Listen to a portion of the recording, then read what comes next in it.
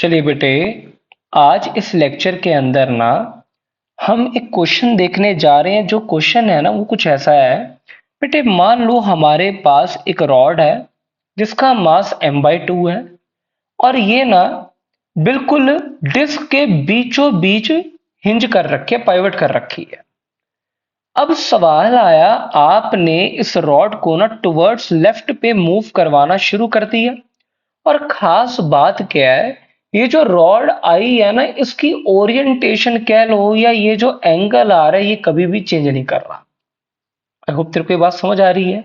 तो ऐसा समझ ले कि ये जो रॉड आई है ना ये रॉड रोटेट नहीं कर रही, जैसी है वैसी चलती जा रही है। सवाल आया इस सिस्टम की आपको काइनेटिक एनर्जी के बारे में बताना है।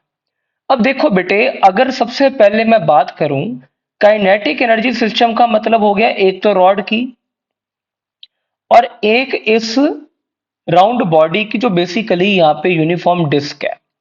अब बेटे पहले तो आप एक चीज समझना, ये जो रॉड है ये सीधा सीधा ऐसे जा रही है, रोटेट नहीं कर रही। तो यानी कि ओमेगा जीरो है। तो जो वेलोसिटी इसके पास होगी शायद वही वेलोसिटी इसके सेंटर ऑफ मास की होगी। तो रॉड के चलते जो काइनेटिक एनर्जी आई है वो तो आएगी हाफ मास की जगह m/2 इंटू वी का स्क्वायर। आई होप तेरे को ये बात समझ आ रही है। काइनेटिक एनर्जी पूछी है ना बेटे। अब अगली चीज, अगर रॉड आगे वी से जा रही है तो ये जो पॉइंट है जहां पे ये हिंज किया है, शायद मेरे बच्चे ये भी तो आगे वी से जा रहा है। तो यहां से मुझे समझ आया कि ये जो तेरी डिस्क है ना ये आगे वी से जा रही है। सेंटर ऑफ मास की रफ्तार वी है और बेटे स्लिपिंग नहीं हो रही। अब देख, अगर स्लिपिंग नहीं हो रही मैं लिख सकता हूं यहाँ पे v आया, पीछे r ओमेगा आता, v की वैल्यू आनी चाहिए r इंटू ओमेगा। तेरे को बात समझ आ रही है ना, क्योंकि ये वाला पॉइंट इंस्टेंटेनियस रेस्ट पे होना चाहिए। खैर सारी बातें तू जानता है। ये तो मैंने लिखा था रॉड के लिए, यहाँ पे मैं डिस्क के लिए चर्चा करता हूं।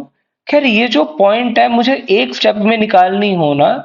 इस पॉइंट P के अबाउट अगर मैं काइनेटिक एनर्जी निकाल दूं कितनी आएगी, डिस्क के लिए half I about P into omega का स्क्वायर, हाफ लिख दे।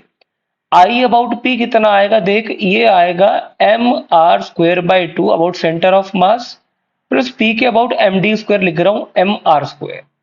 ओमेगा को लिख देता हूं बेटे v/r इसका स्क्वायर।